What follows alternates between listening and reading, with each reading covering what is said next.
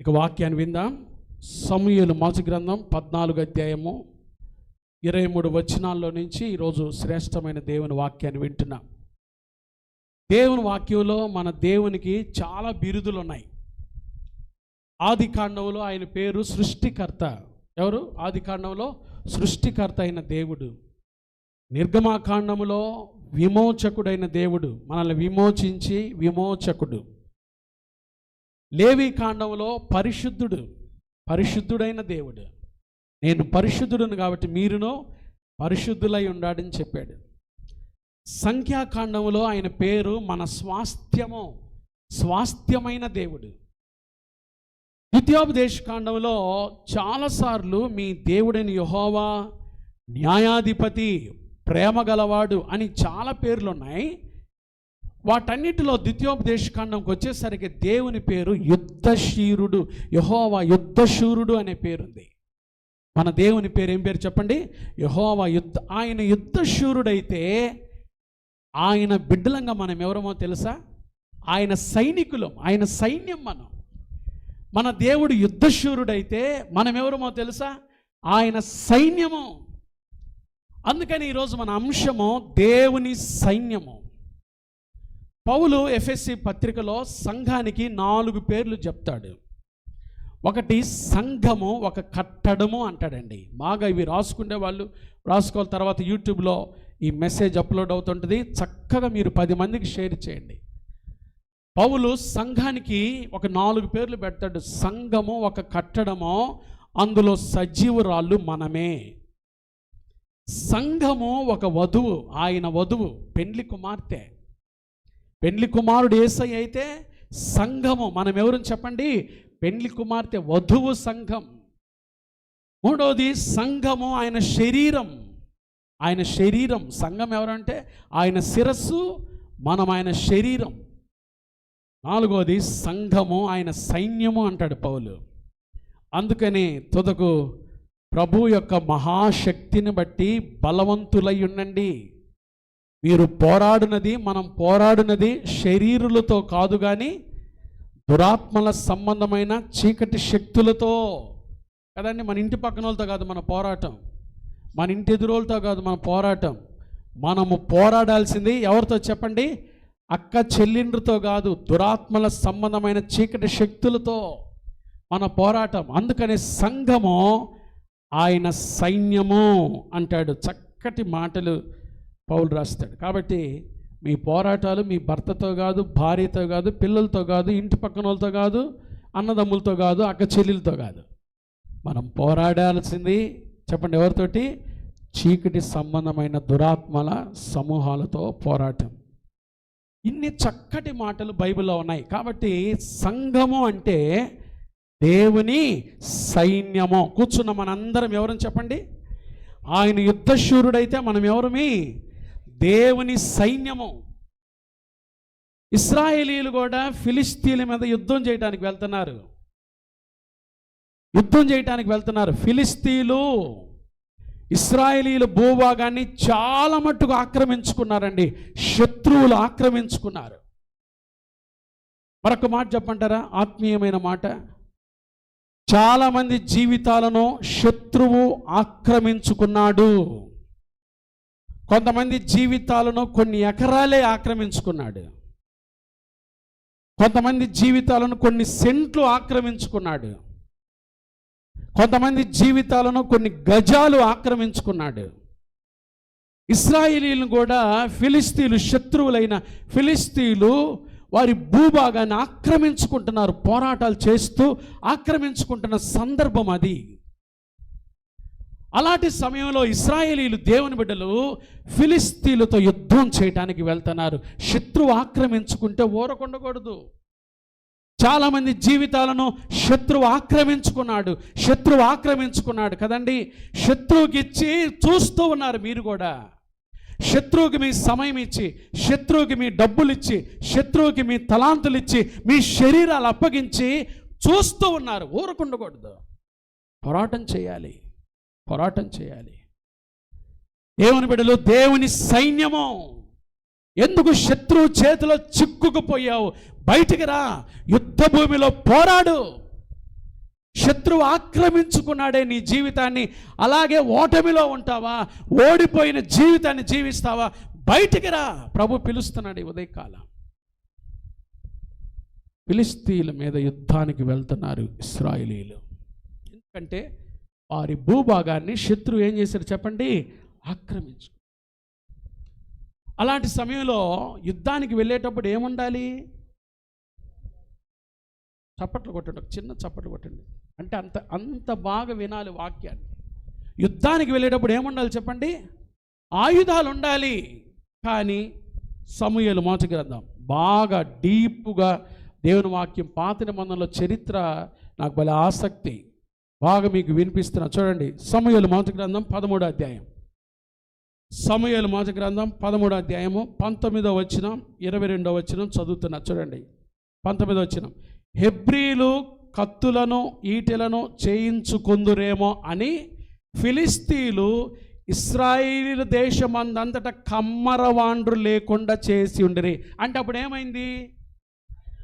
ఆయుధాలు లేవు. ఫిలిష్తీయులు ఏం చేస్తాడో తెలుసా? శత్రువు ఏం చేస్తాడో తెలుసా? వీళ్ళు యుద్ధానికి వచ్చేటప్పుడు కత్తులు డాళ్ళు పట్టుకొని ఈటెలు పట్టుకొని వస్తారేమని చెప్పి ఇశ్రాయేలీలు భూభాగంలో ఫిలిష్తీయులు ఏం చేస్తారో తెలుసా? కమ్మరవాండ్రు అంటే కత్తులు తయారు చేసేవాళ్ళు, ఈటెలు తయారు చేసేవాళ్ళు, డాళ్ళు తయారు చేసేవాళ్ళు లేకుండా చేశారు. ఆ దెబ్బకి ఏమైందంటే 22వ వచనం. కాబట్టి యుద్ధ దినమందు సౌలు నొద్దను యోనాతాను నొద్దను ఉన్న జనులలోని ఒకని చేతిలోనైనను ఏమి లేవు, కత్తియే కానీ ఈటియే కానీ లేకపోయి సౌలునకును అతని కుమారుడైన యోనాతానునకును మాత్రము. చూసారండి, యుద్ధానికి పోతే ఏమి లేకుండా పోతున్నారు చెప్పండి? యుద్ధానికి పోతే ఏమి లేకుండా పోతున్నారు? ఆయుధాలు లేవు. శత్రువు లేకుండా చేశాడు ఫిలిష్తీయులు. ఆయుధాలు లేకుండా యుద్ధానికి పోతే గెలుస్తారా చెప్పండి? గెలుస్తారా? గెలవరు. ఆయుధాలు లేవు. దేవుని బిడ్డలంగా దేవుని సైన్యంలో మన ఆయుధాలు కూడా ఏంటో తెలుసా? మనం సైనికులమైతే మన ఆయుధం ఏంటి? వాక్యం అనే ఆత్మ ఖడ్గం ఉండాలి. రెండవది విశ్వాసం అనే డాలు పట్టుకొని పోవాలి. విశ్వాసం అనే డాలు పట్టుకొని శత్రువుతో పోరాడాలి. అయితే ఇశ్రాయేలీయులకి ఎవ్వరికి ఆయుధాలు లేవు, కానీ ఒక సౌలుకి యోనాతానికి మాత్రమే ఏమున్నాయి? కత్తె ఈటె ఉన్నాయి. చూడండి విచారం. ఇలా వారు ఆయుధాలు లేకుండా ఎవరితో యుద్ధానికి వెళ్తున్నారు? ఫిలిష్తీయులతో యుద్ధం చేయడానికి వెళ్తున్నారు. ఆ వెళ్ళిన ఆ దేవుని సైన్యములో నేను ఈ ఉదయకాలం 4 గుంపుల్ని మీ ముందు ఉంచాలని ఆశపడి. ఎన్ని గుంపులు చెప్పండి? ఆ యుద్ధానికి వెళ్ళిన దేవుని సైన్యములో ఇశ్రాయేలీల్లో 4 గుంపులు గలవారు ఉన్నారు. ఈ ఉదయకాలం దేవుని సంఘంలో కూర్చున్న మనలో కూడా ఈ 4 గుంపులు గలవారు ఉన్నారు. ఏ గుంపులో ఉన్నావో, ఏ గంపలో ఉన్నావో అనే దానికన్నా ఏం పెట్టుకుందాం? ఏ గుంపులో ఉన్నావు. ఆ రోజు ఫిలిష్తీయుల మీద యుద్ధం చేయటానికి వెళ్ళిన ఇశ్రాయేలీయుల్ని 4 గుంపులుగా విభజిస్తే ఈ 4 గుంపుల ప్రజల నుండి 4 పాఠాలు ఆత్మీయంగా నేర్చుకున్నాం. మొదటి గుంపు చూడండి, ఆ రోజు యుద్ధానికి వెళ్ళిన వారిలో మొదటి గుంపు సమూయేలు మొదటి గ్రంథం 13వ అధ్యాయము 6వ వచనం. సమూయేలు మొదటి గ్రంథం 13వ అధ్యాయము 6వ వచనం. ఇశ్రాయేలీయులు దిగులు పడుచు వచ్చి తాము ఇరుకులో 5 కూడా చదువుకుందాం, 5, 6 వచనాలు. ఫిలిష్తీయులు ఇశ్రాయేలీయులతో యుద్ధము చేయుటకై 30,000 రథములను 6,000 గుర్రపు రౌతులను సముద్రపు దరి నుండి ఇసుక రేణువులంతా విస్తారమైన జనసమూహమును సమకూర్చుకొని వచ్చిరి. వీరు బయలుదేరి బేతావేను తూర్పు దిక్కున మిక్మషులు దిగిరి. అప్పుడు 6వ వచనం. ఇశ్రాయేలీయులు దిగులు పడుచు వచ్చి తాము ఇరుకులో ఉన్నట్టు తెలుసుకొని గుహలలోను పొదలలోను మెట్టలలోను ఉన్నత స్థలములోను కోపములోను ఏమయ్యారు? దాక్కున్నారు. మొదటి గుంపు దాగిన గుంపు దాక్కున్నారు. శత్రువు యుద్ధానికి వస్తే పోరాటానికి బదులుగా దాక్కున్నారండి. వీరికి ఒక పేరు పెట్టాను, పిరికివారు. దేవుని సైన్యములో ఉన్న మొదటి గుంపు ఎవరో తెలుసా? భయపడి దాక్కున్నవారు, శత్రువుకు భయపడి దాగినవారు, వీరికి పిరికివారు. ఎక్కడ దాక్కున్నారు? 5 స్థలాల్లో దాక్కున్నారు. చూడండి, మొదటిగా గుహల్లో దాక్కున్నారు, రెండవది పొదల్లో దాక్కున్నారు, మూడవది మెట్టల్లో దాక్కున్నారు, నాలుగవది ఉన్నత స్థలముల్లో దాక్కున్నారు, ఐదవది బూడిదలో, కోపం అంటే బూడిదలో కూడా దాక్కున్నారు కనబడకుండా. అరే యుద్ధానికి వెళ్తూ ఏం చేశారు చెప్పండి? పిరికి వారై దాక్కున్నారు. గుహలో దాక్కున్నారు అనగానే, గుహ అనగానే లోతు గుర్తుకొచ్చాడు నాకు. దేవుడు అన్నాడు, ఈ రాత్రి సొదొమ గొమొర్రాలను నేను నాశనం చేయబోతున్నాను, అదిగో ఎదురు పర్వతానికి వెళ్ళు అంటే ఏమంటాడు తెలుసా ఈయన? అయ్యా పర్వతం దాకా పోలేను కానీ కింద సోయర్ అనే గృహలో దాక్కుంటానయ్యా. పర్వతం దాకా పోలేను కానీ అంత ఎక్కలేను కానయ్యా, ఇదిగో గుహలో ఇక్కడి వరకు నా జీవితం చాలయ్యా. గుహలో దాక్కున్న లోతులాగా. పొద అనగానే ఆదామా నువ్వు ఎక్కడ ఉన్నావంటే, ఇదిగో ఈ చెట్ల చాటున పొదలో ఉన్నానయ్యా. దాక్కున్నారంట, దాక్కున్నారు. వీరు పిరికివారు. దేవుని సైన్యములో, దేవుని సంఘములో మొదటి గుంపు యుద్ధం చేయడానికి బదులుగా పిరికివారు ఉన్నారండి. శత్రువుకు భయపడి దాక్కున్న గుంపు ఒక గుంపు ఉంది. వీరు పిరికివారు. మీకు తెలుసా పిరికితనం ఎంత భయంకరమో? చాలామంది దేవుని సంఘంలో, దేవుని సైన్యంలో, ఈ ఉదయకాలం కూర్చున్న వారిలో, లైవ్లో చూస్తున్న వారిలో పిరికివారు లేకపోలేదు. ప్రతి విషయంలో పిరికితనం, ప్రతి విషయంలో భయపడేవారు లేకపోలేదు. ప్రకటన గ్రంథం 21వ అధ్యాయం, నరకంలో ఉండేవారి లిస్టు దేవుడు యోహాను ద్వారా రాయించాడండి. ప్రకటన గ్రంథం 21వ అధ్యాయం, ఆఖరి పుస్తకం ప్రకటన గ్రంథం బైబిల్లో. ప్రకటన గ్రంథం ఏడుందంటే నేనేం చెప్పలేను ఇంకా. ప్రకటన గ్రంథం 21వ అధ్యాయము 8వ వచనం చదువుతున్నా చూడండి. పిరికి వారును నరకంలో ఉండే గుంపులో మొట్టమొదటి ఎవరుంటారు చెప్పండి? పిరికి వారు, అవిశ్వాసులు, అసహ్యులు, నరహంతకులు, వ్యభిచారులు, మాంత్రికులు, విగ్రహారాధికులు, అబద్ధికులు అందరూ అగ్నిగంధకములతో మండు గుండములో పాలు పొందుదురు. ఇది నరకంలో ఉండే మొట్టమొదటి గుంపు ఎవరో తెలుసా? ఎవరు? పిరికివారు. ప్రతి విషయంలో పిరికివారు. అరే ఏదైనా చేద్దామంటే పిరికివారు, ఏదైనా ఆలోచిద్దామంటే పిరికివారు, ఇంట్లో కూడా పిరికివారు. భార్య ఒకటి చెబితే భర్త అంటాడు ఎందుకులేమ్మా మనకి. పిరికివారు. పిరికితనం, భయపడటం పిరికితనం. దేవుని బిడ్డలు పిరికివారుగా ఉండాలా? ఉండకూడదు. దేవుని బిడ్డలకి ప్రభు పెట్టిన పేరేందో తెలుసా? నీతిమంతులు సింహము వలె ఎలా ఉంటారు? ధైర్యంగా ఉంటారు. దేవుని బిడ్డలు ధైర్యానికి ప్రతీకలు. ధైర్యంగా ఉండాలి, ప్రతి విషయంలో ధైర్యంగా ఉండాలి.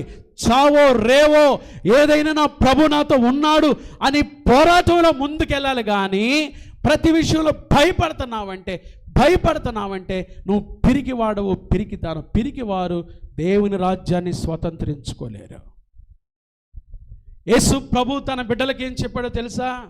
మీరు ధైర్యంగా ఉండండి, మీరు ధైర్యంగా ఉండండి, మీరు ధైర్యంగా ఉండండి. కదండి, ధైర్యంగా ఉండండి. ధైర్యంగా ఉండండి అంటే దేవుని బిడ్డలు ఈ రోజుల్లో పిరికి వారుగా ఉన్నారు.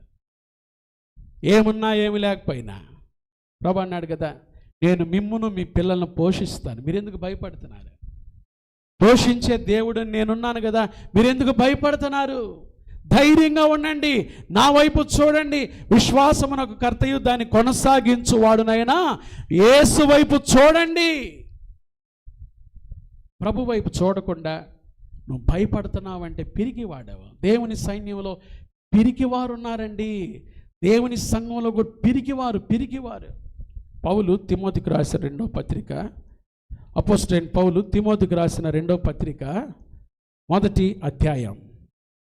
తిమోతికి రాసిన 2వ పత్రిక 1వ అధ్యాయము 7వ వచనం చదువుకుందాం. 7వ వచనం, తిమోతికి రాసిన 2వ పత్రిక 1వ అధ్యాయము 7వ వచనం ఏమంటాడు చూడండి. పౌలు, నేను చదువుతున్నాను. దేవుడు మనకు శక్తియు ప్రేమయు ఇంద్రియ నిగ్రహమును గల ఆత్మని ఇచ్చెను గాని ఏమీ లేదు, పిరికితనము గల ఆత్మని లేదు. పిరికితనము గల ఆత్మని. పిరికివారు దేవుని రాజ్యాన్ని స్వతంత్రించుకోరు. దేవుని బిడ్డలు ధైర్యంగా ఉండాలి. దేవుని బిడ్డలు ధైర్యంగా ఉండాలి. ధైర్యంగా పోరాటాలు చేయాలి. ధైర్యంగా పోరాటాలు ఎదుర్కోవాలి. కానీ పెరిగివారు దేవుని రాజ్యాన్ని స్వతంత్రించుకోరు. ముంబై పట్టణంలో చాలా ఆదరణ కూడికలు చెప్పాను, మరలా చెప్తున్నాను ఈ మాట. జరిగిన సంఘటనే. ముంబై పట్టణంలో బ్యాంక్ ఉద్యోగమైన బ్యాంకులో ఉద్యోగం చేస్తూ చనిపోయాడంట. 2 ఆడపిల్లలు కాలేజీ చదవటానికి వచ్చారు. కాలేజీ చదివేంత వయసు. అయితే ఆ భార్య ఆడపిల్లలు తనిందంట, అమ్మ ఈ మహాపట్టణంలో నేను మిమ్మల్ని పెంచడం చాలా కష్టం. ఎందుకంటే చాలా భయంకరమైన పట్టణం, సంస్కృతి నాగరికత ఎక్కువగా ఉన్న పట్టణం. కాబట్టి నా వల్ల కాదు, నేను మీ నాన్న ఉద్యోగం చేసి నేను మిమ్మల్ని పోషించలేను, పెంచలేను. తల్లి ముందే చెప్తున్నా. ఆ 2 ఆడపిల్లలు, సరే ఏం చేద్దామమ్మా, ఏం చేద్దాం చెప్పు. అప్పుడు ఆ తల్లి అనిందంట, ఉన్న వస్తువుల వరకు, లోపల ఉన్న వస్తువుల వరకు తిందాం, తర్వాత ఆకలితో మాడి ఇలాగే చచ్చిపోదాం అని బయట తలుపేసుకొని ఇంట్లో ఉంటున్నారు. వాళ్ళు ఇంట్లో ఉంటున్నారు, బయటికే రాటలా. ఉన్న వస్తువులన్నీ, సరుకులన్నీ, రేషన్ అంతా కూడా 1 నెల రోజులు తిన్నారు. తర్వాత నీళ్లు తాగారు. 3వ నెల నుంచి ఆ ఇంట్లో వాసన వస్తుంది. ప్రక్కన వాళ్ళందరూ కూడా పోలీసులు కంప్లైంట్ ఇచ్చారు. ఏమండి చూడండి, ఇటువైపు ఇంట్లో నుంచి వాసన వస్తుంది. ఒక బ్యాంక్ ఎంప్లాయీ ఉండాలి. తర్వాత వాళ్ళ పిల్లలు ఏమైపోయారో తెలియదు, ఆయన చనిపోయాడండి, వాళ్ళు కనబట్టలేదు, మాకైతే తాళాలు వేస్తున్నాయి, ఇటు వెళ్ళిపోయారేమో అని పోలీసులు చెప్తే వాళ్ళు వచ్చి తాళాలు పగలగొట్టి లోపలికి వెళ్తే బెడ్రూమ్లో 3 శవాలు. ఒక సూసైడ్ నోట్ పోలీసులు కనపడింది. ఏంటి ఆ సూసైడ్ నోట్లు ఏం రాశారు తెలుసా? మా చావుకు కారణం మేమే, మా పిరికితనంతో మేము చచ్చిపోయామో, మా పిరికితనం, మా భయమే మమ్మల్ని చంపిందని రాశారంటండి. పిరికితనం చంపేస్తుంది, పిరికితనం ప్రాణాలు తీస్తుంది, పిరికితనంలో చూసారా వాక్యం జరుగుతూ ఉంటే మాట్లాడేవాళ్ళు. పిరికితనంతో ప్రాణాలు తీసుకునేవాళ్ళు చాలామంది ఉన్నారండి. దేవుని వాక్యం చెప్తుంది, దేవుడు మనకు శక్తియు ఇంద్రియ నిగ్రహము గల ఆత్మని ఇచ్చను. కానీ ఏ ఆత్మనీలే చెప్పండి? పిరికితనం గల ఆత్మనీల. మనం పిరికివారము కాదు. దేవుని బిడ్డలంటే ధైర్యానికి ప్రతీకలు. ధైర్యంగా ఉంటున్నావా? నువ్వు పిరికివాడుగా ఉన్నావు అంటే నీలో ప్రభు లేనట్టే. యేసు ప్రభు పేతురును చూశాడు. చూసి ఆయన నీళ్ళ మీద నడుస్తూ ఉంటే పేతురు కూడా అన్నాడు, ప్రభువా నీవే అయితే నేను కూడా ఏం చేస్తాను, నీళ్ళ మీద నడుస్తానన్నాడు. చూడండి పేతురు ఆసక్తి చూడు. ప్రభు అన్నాడు, వెంటనే ఏమన్నాడు తెలుసా? పేతురు నడువు అన్నాడు. చెప్పండి, పేతురు ఏమన్నాడు? నడువు అన్నాడు. వెంటనే పేతురు ఏం చేశాడు చెప్పండి? ఆ నీళ్ళ మీద, సముద్రం మీద అడుగేసి ప్రభుని చూస్తూ చుట్టూ గాలుల మధ్యలో, హోరు గాలుల మధ్యలో, భయంకరమైన భీకర సముద్రంలో కాలు పెట్టి యేసును చూస్తూ పేతురు కూడా ఏం చేశాడు చెప్పండి? నడిచాడు. దేవుని బిడ్డలు, అది సముద్రమైనా కెరటాలైనా ఏదైనా సరే ప్రభువుని చూస్తూ ఏం చేయాలి చెప్పండి? నడవాలి, ధైర్యంగా ఉండాలి. అందుకనే పాడతాం మనం, జీవితయాత్రలో నాదు గురి నీవేగా, నీకు సాటి ఎవ్వరు యేసువా, నీవు నడిచావు కెరటాలపై, నన్ను నడిపించుమో యేసువా. ఏం చేశాడు ఆయన? నీవు నడిచావు కెరటాలపై, నన్ను నడిపించుమో యేసువా. అనారోగ్యానికి భయపడుతున్నావా? అప్పులని అని భయపడుతున్నావా? చాలాసార్లు పేపర్లో చదివే వార్తలు ఏం తెలుసా? మిర్చి రైతు ఆత్మహత్య యత్నం. ఎందుకు? అప్పులు ఉన్నాయని. అప్పులు తీర్చే దేవుడు లేడా? ఆర్థిక ఇబ్బందులకై భయపడుతున్నావా?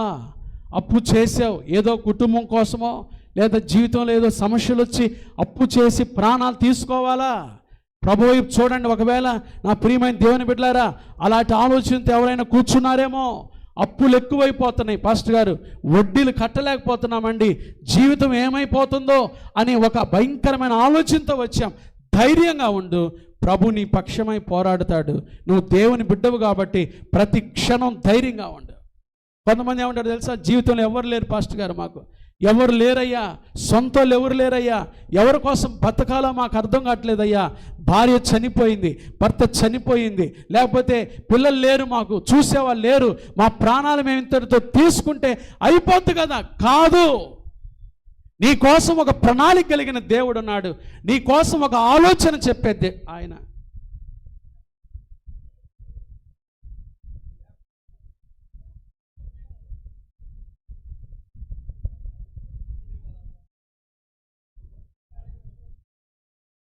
నీ కోసం ఒక ఆలోచన చెప్పే దేవుడు ఉన్నాడు. కాబట్టి ధైర్యంగా ఉండాలి. దేవుని బిడ్డలు ధైర్యంగా ఉండాలి, విశ్వాసంతో ఉండాలి.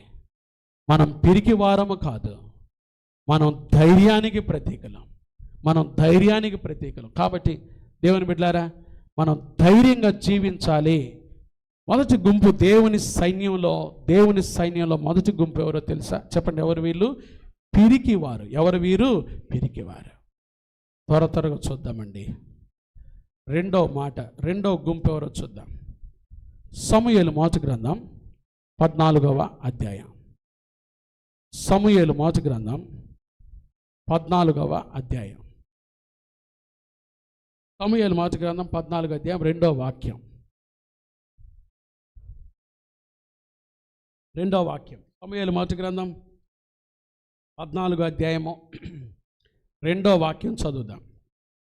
సౌలు గిబియా అవతల మిగ్రోనులో దానిమ్మ చెట్టు క్రింద దిగి ఉండేను. వీళ్ళెవరో తెలుసా? యుద్ధం జరుగుతుంటే ఏడ కూర్చున్నారంట? మంచి వెకేషన్ స్పాట్ ఒకటి చూసుకొని దానిమ్మ చెట్టు కింద కూర్చున్న వాళ్ళు. చూడండి, వీళ్ళు యుద్ధానికి వచ్చారా, చెట్టు కింద కూర్చోడానికి వచ్చారా? దేవుని సైన్యంలో రెండవ గుంపుకు పెట్టిన పేరు అని తెలుసా? కదలని వారు, స్థిరమైన మనస్సు లేని వారు, అస్థిరులు, స్థిరమైన బుద్ధి లేని వారు. యుద్ధం జరుగుతూ ఉంటే దానిమ్మ చెట్టు కింద కూర్చున్నారంట, దానిమ్మ చెట్టు కింద దిగి ఆడ కూర్చున్నారంట. చూడండి, యుద్ధం జరుగుతూ ఉంటే ఏమాత్రం కూడా కదలిక లేకుండా, ఏమాత్రం కూడా భయం లేకుండా, యుద్ధంలో పోరాడాలనే మనసు లేకుండా, కదలిక లేకుండా అక్కడ కూర్చున్నారు. చూడండి, ఎంత విచారకరమా. దేవుని సైన్యములో కదలని గుంపు, కదలని వారు, అసలు ఏమీ పట్టించుకోరు. యుద్ధం జరుగుతూ ఉంటే దేవుని సైన్యంలో ఉన్నాము అనే ఆలోచన కూడా లేకుండా, పోరాటం చేయాలి అనే మనస్సు లేకుండా బ్రతుకుతున్నవారు, స్థిరమైన మనస్సు లేనివారు, కదలని వారు, ప్రభు కోసం ఏదైనా చేద్దాము అనే ఆలోచన లేనివారు వీరున్నారు దేవుని సైన్యంలో. వారు ఆదివారం చర్చికి వస్తారు, జీవితాలు బాగు చేసుకోకుండానే వెళ్ళిపోతుంటారు. వాక్యం వింటారు కానీ బ్రతుకు బాగు చేసుకోకుండానే వెళ్ళిపోతూ ఉంటారు. కదలని గుంపు. దేవుని సైన్యంలో రెండవ గుంపు ఎవరంటే కదలని వారు, చెట్ల కింద కూర్చుండేవారు, ఏమాత్రం వాక్యానికి ప్రతిస్పందించిన వారు, రెస్పాండ్ కాని వారు. ప్రభు ఇన్ని మాటలు చెప్తున్నాడే, నా జీవితాన్ని బాగు చేసుకోవాలి అనే ఆలోచన లేనివారు. ఇర్మియా గ్రంథంలో ఒక 2 మాటలు చదువుతా చూడండి. ఇర్మియా గ్రంథం 6వ అధ్యాయం 15వ వచనం. ఇర్మియా గ్రంథం 6వ అధ్యాయము 15వ వాక్యం. ఆనాడు దేవుడు తన ప్రజలతో అన్న మాటలు చూద్దాం. ఇర్మియా గ్రంథం 6వ అధ్యాయం 15వ వచనం. వారు తాము హేయక్రియలు చేయుచున్నందున సిగ్గుపడవలసి వచ్చెను గాని వారు ఏమాత్రం సిగ్గుపడరు. చూడండి, వారు ఏమాత్రం సిగ్గుపడరు. తర్వాత అవమానం నొందితమని వారికి తోచనే లేదు గనుక పడిపోవు వారితో ఏమవుతారు? వారు పడిపోదు. నేను వారిని విమర్శించు కాలమున వారు తొట్టిలుదురని యెహోవా సెలవిచ్చున్నాడు. ఇక్కడే కాదండి, మరలా ఇంకోసారి కూడా అదే మాట్లాడు. ఇర్మియా గ్రంథం 8వ అధ్యాయం 12వ వాక్యం చూడండి. ఇర్మియా గ్రంథం 8వ అధ్యాయం 12వ వాక్యం. తాము హేయమైన క్రియలు చేయుచున్నందున సిగ్గుపడవలసి వచ్చెను గాని వారేమాత్రము సిగ్గుపడరు. వస్తుంటారు, ప్రార్థనలో కూర్చుంటారు, కానీ ఏమాత్రం సిగ్గుపడరు. ఎందుకు నా బ్రతికిలా ఉంది? అపవిత్రంగా ఎంతకాలం ఈ జీవితం, అపరిశుద్ధమైన బ్రతుకు ఎంతకాలం? నా బ్రతుకు బాగు చేసుకోవాలి కదా, నా జీవితాన్ని మార్చుకోవాలి కదా, దినములు చెడ్డవి, దేవుని రాకడ సమీపంగా ఉంది కదా, నా బ్రతుకు బాగు చేసుకుంటాను అని ఏమాత్రం వారు ఇష్టపడరు.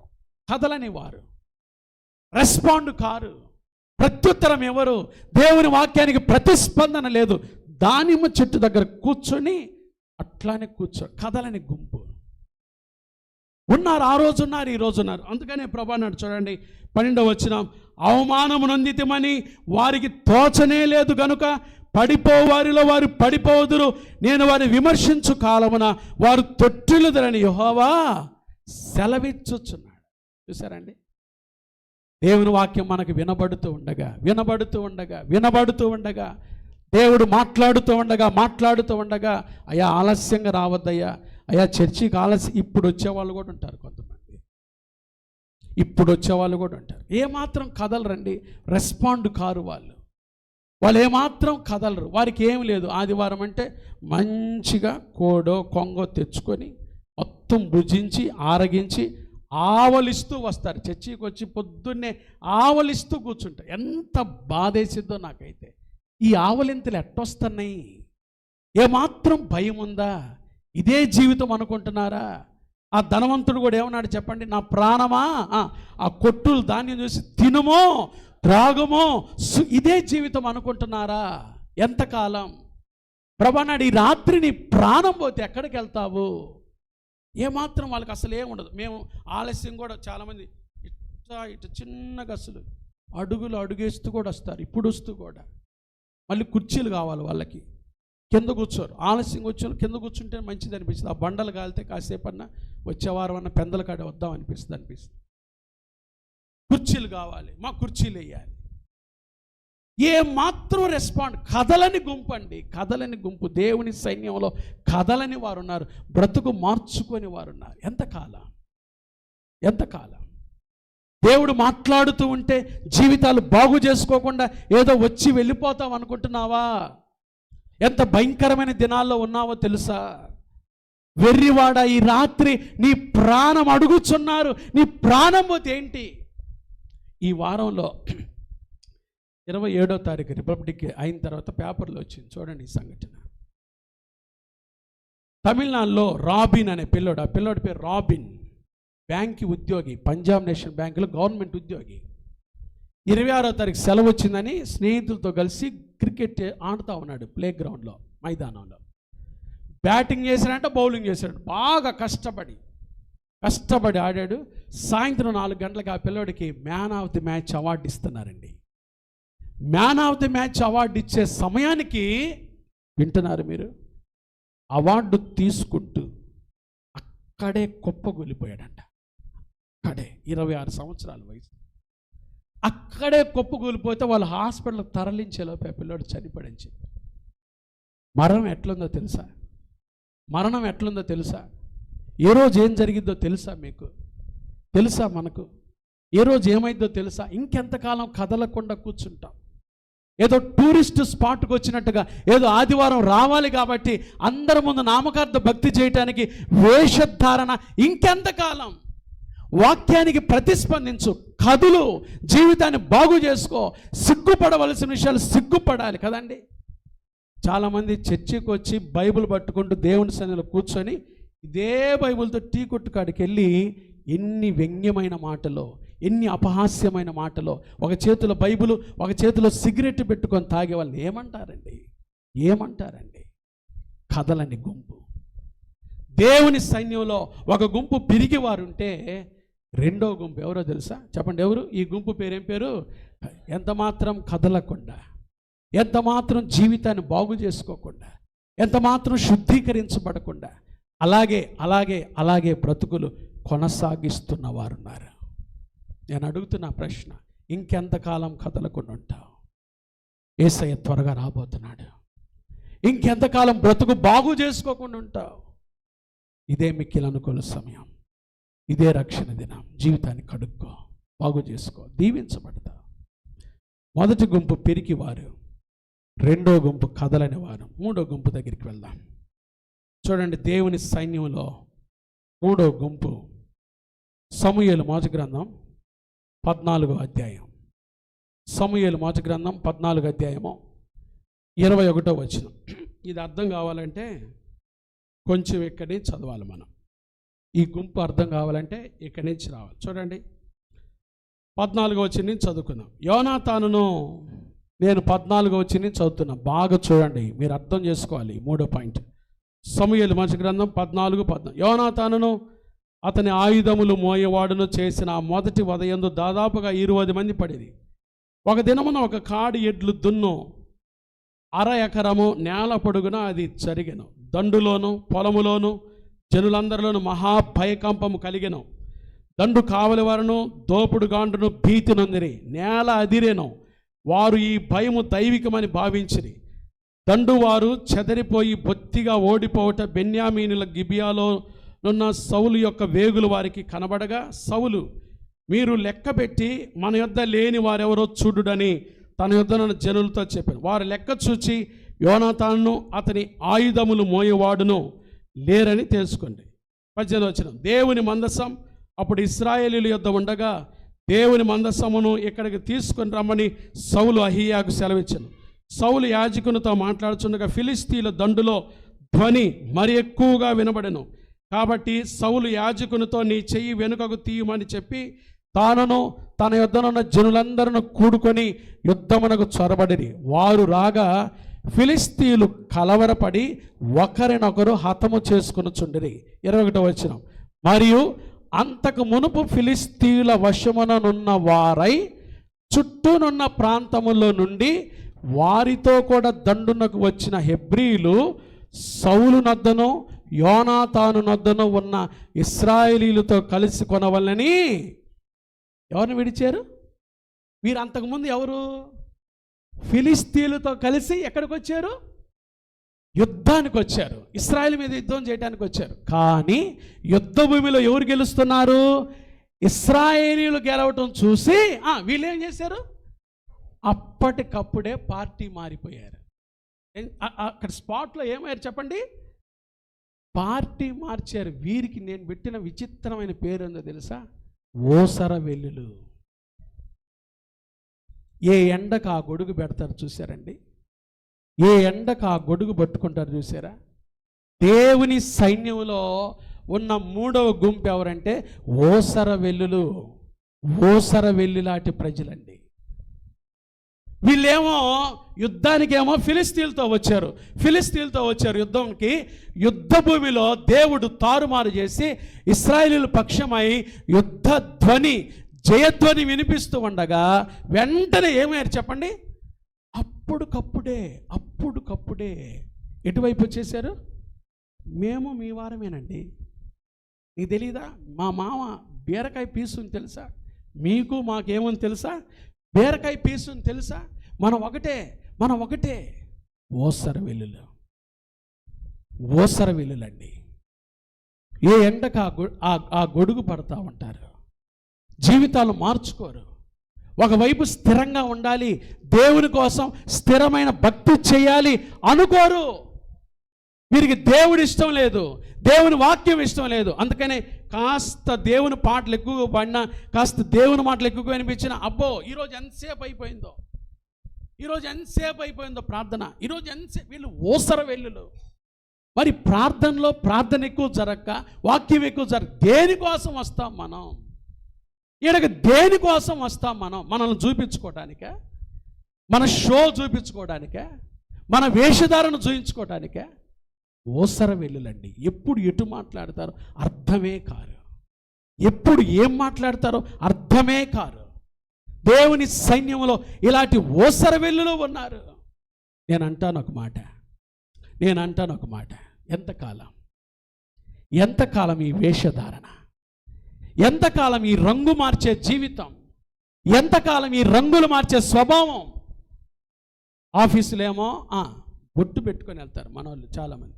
మొన్న ఒక ఆమె చెప్తుందండి, ఒక స్త్రీ, ఒక భక్తి విశ్వాస చెప్తుంది, పాస్టర్ గారు మీతో ఒక్క మాట చెప్తానండి. ఏంది చెప్పమ్మా అంటే ఆమె ఏమని తెలుసా? ఈ మధ్య బయట భయంకరంగా జీవిస్తుంది ఎవరో తెలుసా? క్రైస్తవులండి. మేమేమో హైందవ కుటుంబాల నుంచి వచ్చి, మేమేమో క్రైస్తవేతర కుటుంబాల నుంచి వచ్చి ప్రభు కోసం అంకిత భావంతో డెడికేటెడ్గా బ్రతుకుతుంటే, వీళ్ళండి ఆదివారం వచ్చి ఇచ్చి చూడు యేసయ్యకు మనసిచ్చి చూడు యేసయ్యకు. వానొచ్చినా వరదొచ్చినా పెను తుఫాను గాలి విసరి కొట్టినా నీ ఇల్లు కూలిపోదు అని పాటలు పాడతారండి ఆదివారం చర్చిలో. సోమవారం ఎన్ఎస్పి కాలనీ దగ్గర ఆఫీసులో వీళ్ళని చూడాలండి. అంటే స్టైల్గా ఒక బొట్టు పెట్టుకొని రోడ్ల మీద హ్యాండ్ బ్యాగ్ తగిలించుకొని వెళ్తుంటారండి. ఆఫీసులో వీళ్ళ సాక్ష్యం ఇంత భయంకరంగా ఉంటుందండి. ఎవరు చెప్తానో తెలిసి క్రైస్తవ వేతరులు ఎవరైతే మన సంఘాలకు వస్తున్నారో వాళ్ళు చూసి ఏంటి వీళ్ళు, ఎందుకోసం ఈ వేషధారణ, ఎందుకోసం ఈ రంగులు మార్చే స్వభావం, ఎంతకాలం రంగులు మార్చే స్వభావం, ఎక్కడ యథార్థత అనేదే ఉండదు. రంగులు మార్చే స్వభావం ఊసరవెల్లి లాంటి వాళ్ళు.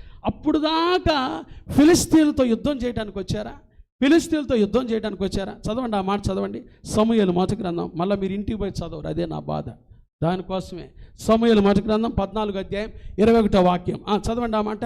మరియు అంతకు మునుపు ఫిలిస్తీన్ల వశముననున్న వారై చుట్టూనున్న ప్రాంతములో నుండి వారితో కూడా దండునకు వచ్చిన హెబ్రీలు సౌలునతను యోనాతానున్న ఇశ్రాయేలీలతో కలిసి కొనవల్లని వాళ్ళని వదిలిపెట్టేసి అన్నా సౌలనా మనం అంతా ఒకటన్నా, మనం అన్నా మందన్నా ఈ చర్చి, మనం ఒకటన్నా, మనమన్నా రక్తం, అస్సలు మనదన్నా బ్లడ్. ఎంత భయంకరమండి ఓసరవెల్లి స్వభావం. దేవుని సంఘంలో ఓసరవెల్లులు ఉన్నారు, జాగ్రత్త. 3 గుంపులను చూసాం. మొదటి గుంపు పిరికివారు, రెండవ గుంపు కదలని వారు, మూడో గుంపు ఓసరవెల్లి, 4వ గుంపు చూద్దామండి. ఈ గుంపు ఎవరో తెలుసా? సమూయేలు మొదటి గ్రంథం 14వ అధ్యాయము. సమూయేలు మొదటి గ్రంథం 14వ అధ్యాయం మొదటి వచనం. ఆ దినము సౌలు కుమారుడైన యోనాతాను తన తండ్రితో ఏమీ చెప్పక తన ఆయుధములను మోయు పడుచువానిని పిలిచి అవతలనున్న ఫిలిస్తీను దండు కావలి వారిని హతము చేయ పోదము రమ్మో అన్నాడంతే. 4వ గుంపు ధైర్యవంతులు. దేవుని సైన్యములో ఉన్న 4వ గుంపు ఎవరో తెలుసా? ధైర్యవంతులు. దేవుని కొరకు ఏదైనా చెయ్యాలి, ఆయుధాలు లేవు. ఒక్క యోనాతాను సౌలు దగ్గర ఆయుధం ఉంది. 600 మంది ఫిలిస్తీన్లతో యుద్ధం చేయడానికి వెళ్తున్నారు. అయితే ప్రాణం లెక్క చేయలే యోనాతాను. రా, మనం అవతలకు వెళ్ళి ఫిలిస్తీన్లతో యుద్ధం చేద్దాము. ధైర్యవంతులు. ఈ ధైర్యవంతుల యొక్క లక్షణాలు చెప్తా చూడండి. వీళ్ళు ఏం చేశారో, ఈ యోనాతానుతో ఆయుధాలు మోసేవాడు వీళ్ళిద్దరు కలిసి ఆ రోజు ఇశ్రాయేలీయులకు జయమిచ్చారు. వీళ్ళిద్దరు ఏం చేశారో చూద్దాం, కొన్ని విషయాలు చూపిస్తా చూడండి. ఈ ధైర్యవంతులు ఎలా ఉంటారు, దేవుని సైన్యంలో ఈ ధైర్యవంతులు ఎలా ఉంటారో వీరి లక్షణాలు చూడండి. ఏం చేశారు చూడండి. 4వ వచనం, సమూయేలు మొదటి గ్రంథం 14వ అధ్యాయం 4వ వచనం. యోనాతాను ఫిలిస్తీన్ల దండు కావలి వారున్న స్థలమునకు పోజూచిన దారియగు కనుమల నడుమ యువతల ఒక సూదిగట్టును అవతల ఒక సూదిగట్టును ఉండెను. వాటిలో ఒక దాని పేరు బొస్సేసు, రెండవ దాని పేరు. వీళ్ళిప్పుడు బాగా వినండి, డ్రామాటిక్గా చెప్తాం, మీరు బాగా వినాలి. బయట కూర్చున్నవారు, టీవీలో చూస్తున్నవారు బాగా వినాలి. ఇప్పుడు యోనాతాను ఆయుధాలు మోసేవాడు, ఇద్దరు ఫిలిస్తీన్లతో యుద్ధం చేయాలంటే ఒక గట్టు ఎక్కాలండి. ఏం ఎక్కాలి చెప్పండి? ఒక సూది గట్టు. ఒకవైపు ఒక 2 కనుమల నడుమనుంది ఒక సూది గట్టు, దాని పేరు బొస్సేసు. బొస్సేస్ అంటే నీళ్లు బూడిద కలిగిన ప్రదేశం. బొస్సేస్ అంటే నీళ్ళ బూడిద, అంటే నీళ్ళ బూడిద ఎక్కాలి. సెనే అంటే దిగేటప్పుడు ముండ్లు దొక్కుకుంటా దిగాలి. చూడండి, ఎక్కేటప్పుడేమో బురద కాబట్టి కాళ్ళతో ఎక్కలేరు. ఎలా ఎక్కాలి? మోకాళ్ళతో ఎక్కాలి. దిగేటప్పుడు మామూలుగా నడవలేరు. ఎట్లా దిగాలి? మోకాళ్ళతోనే దిగాలి. మీరు ఈ అధ్యాయం అంతా ఇంటికి పోయినాక నేను వివరించా. మీరు ఇంటికి పోయిన తర్వాత ఈ 23 వచనాలు బాగా చదువుకోండి. అవి రాసి ఉన్నాయి, లోపలే రాసి ఉన్నాయి. ఎక్కేటప్పుడు చూడండి, ఆ మాట కూడా చూపిస్తా, మీరు ఇంటికి పోయి చూసుకోలేరులే. చూడండి 13వ వచనం చూడండి. సమూయేలు మొదటి గ్రంథం 14వ అధ్యాయము 13వ వచనం చూడండి. అతడును అతని వెనుక అతని ఆయుధములు మోయువాడును తన చేతులతోనూ కాళ్ళతోనూ ప్రాగారంటే ఎట్లా ఎక్కారు? మోకాళ్ళ మీద ఎక్కారు. దేవుని సైన్యంలో ధైర్యవంతులు ఎవరో తెలుసా? మోకాళ్ళ ప్రార్థన జీవితం కలిగిన వారు. దేవుని సైన్యంలో ధైర్యవంతులు ఎవరో తెలుసా? మోకాళ్ళ ప్రార్థన ఎవరి దగ్గర అయితే ఉంటుందో ప్రార్థన జీవితం కలిగిన వారు. మోకాళ్ళ ప్రార్థన జీవితం కలిగిన వారే ధైర్యంగా ఉండగలరు. నా ప్రియమైన దేవుని బిడ్డలారా, మోకాళ్ళ ప్రార్థన ఉందా?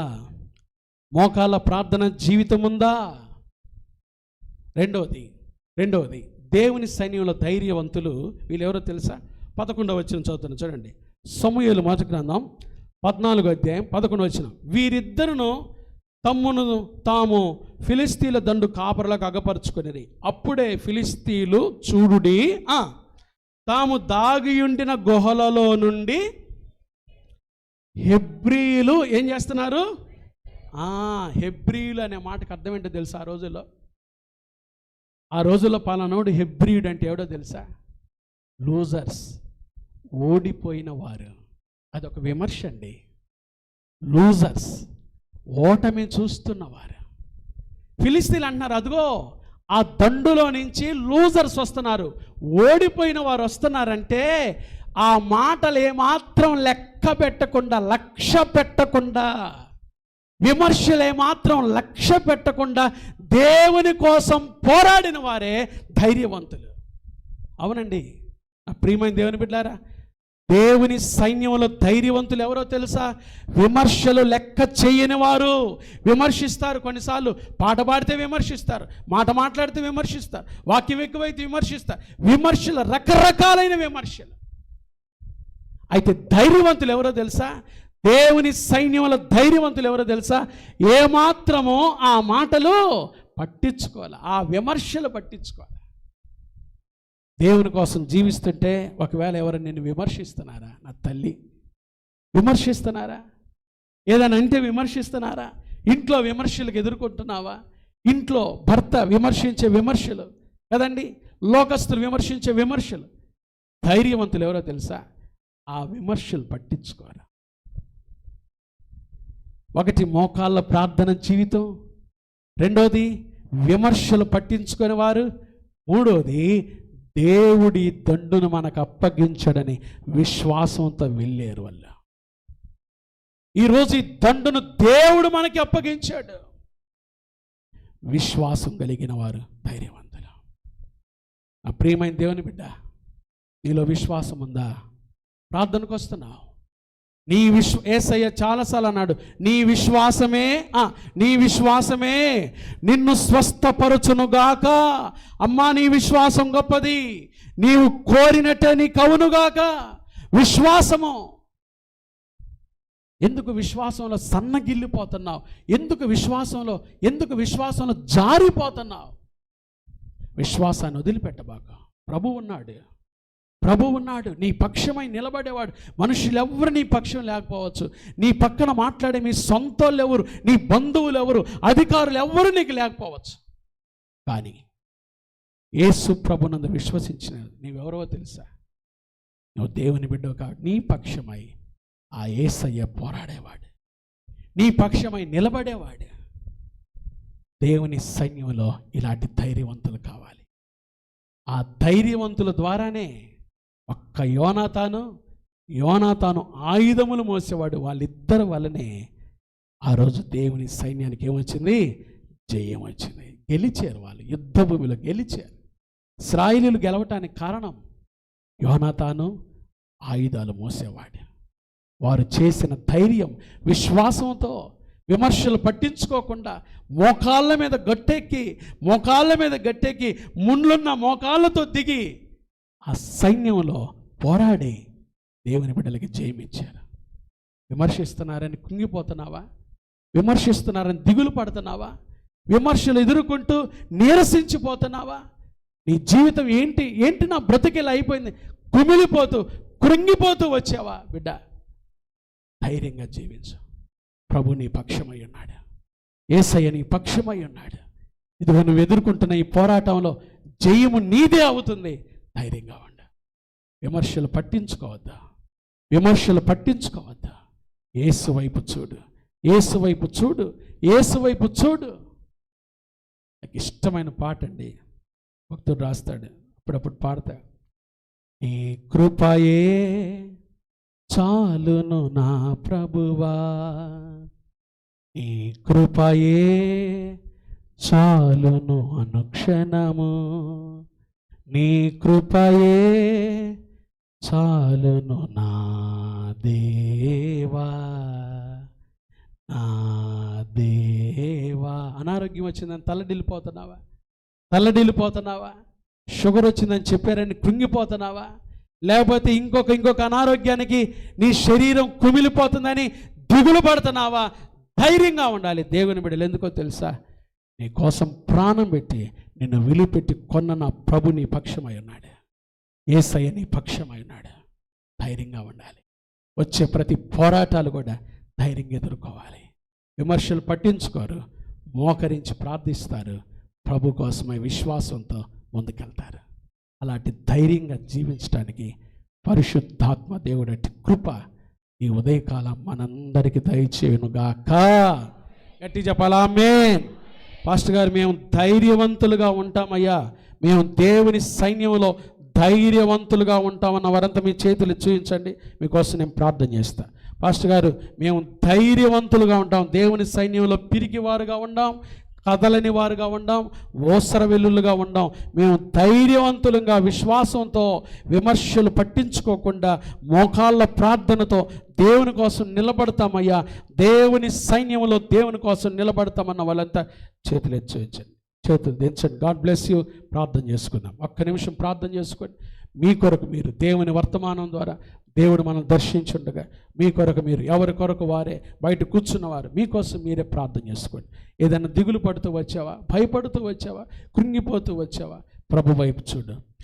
నీ కృపయే చాలును నా దేవా, నీ కృపయే చాలును అనుక్షణము, నీ కృపయే చాలును నా దేవా, నా దేవా, నీ కృపయే చాలును నా దేవా, నీ కృపయే చాలును అనుక్షణము, నీ కృపయే చాలును నా దేవా, నా దేవా, నీ కృపయే చాలును నా దేవా, నీ కృపయే చాలును అనుక్షణము, నీ కృపయే చాలును నా దేవా. మహాపరిశుద్ధుడా, దయగల దేవా, ప్రేమ స్వరూపి నీకు స్తోత్రాలయ్యా. ఈ ఉదయకాలమున మీ సన్నిధిలో చేరువచ్చిన మాతో స్పష్టంగా ఎవరికి ఏది అవసరమో మీరు మాట్లాడిన ప్రతి మాటకై స్తోత్రాలు. దేవుని సైన్యం, మీరు యుద్ధశూరుడు అయిన దేవుడు కాబట్టి మేము మీ సైన్యం, దేవుని సైన్యం, దేవుని సైన్యములో ఉండే 4 రకాలైన గుంపుల గురించి మీరు స్పష్టంగా మా కొరకు మాట్లాడారు ప్రభా. మీకు స్తోత్రం. మీ సేవకుని మీ సిలువ చాటును మరుగుపరిచి మాకు అందించిన దివ్యమైన వర్తమానముకై మీకు ప్రతి మాట జీవముతో పొదిగి మా బ్రతుకులను సరిచేసిందయ్యా, బాగు చేసింది, మాతో మాట్లాడింది మీ మాటకై స్తోత్రం. దేవుని సైన్యములో మొదటి గుంపు పిరికి వారున్నారని దాక్కున్నారయ్యా. దేవుని సైన్యములో దానిమ్మ చెట్టు కింద కూర్చున్న రెండవ గుంపు కదలని వారు, దేవుని సైన్యములో ఊసర విల్లులాంటి వాళ్ళు, దేవుని సైన్యములో ధైర్యవంతులు, వారి ద్వారానే విజయం వచ్చింది. ప్రభా, మీ సైన్యములో ఉన్న మేము ఎప్పుడు ఎప్పుడు ఎప్పుడు పోరాటాలున్నా వ్యాధులు, బలహీనతలున్నా, ఆర్థిక పరిస్థితులు, అనారోగ్యాలున్నా, ఉద్యోగమున్నా ఊడినా, నిరుద్యోగమున్నా, ఏమున్నా ఏమీ లేకపోయినా ప్రభువా, మీరు మా కోసమై ప్రాణం పెట్టారు కాబట్టి, మా కోసమై కల్వరి సిలువలో మరణించి సమాధి చేయబడి మరణాన్ని జయించి తిరిగి లేచిన దేవుడు మీరు మా పక్షమై ఉన్నారు కాబట్టి ఎప్పుడు కూడా ధైర్యం కలిగి జీవించే ఆ కృప మాకు దయచేయమని ప్రభా తీర్మానం తీసుకుని బిడ్డలందరూ దీవించమని, ధైర్యశాలులు వారు మోకాళ్ళ జీవితం, మోకాళ్ళ ప్రార్థన, విమర్శలు పట్టించుకోరు, ప్రభు కోసమై విశ్వాసంతో నడుస్తారని మేము విన్న మాటలు మా జీవితాలకు ఆశీర్వాదకరంగా చేయమని యేసు నామమున ప్రార్థిస్తున్నాము తండ్రి. గట్టిగా చెబుదామా ఆమేన్.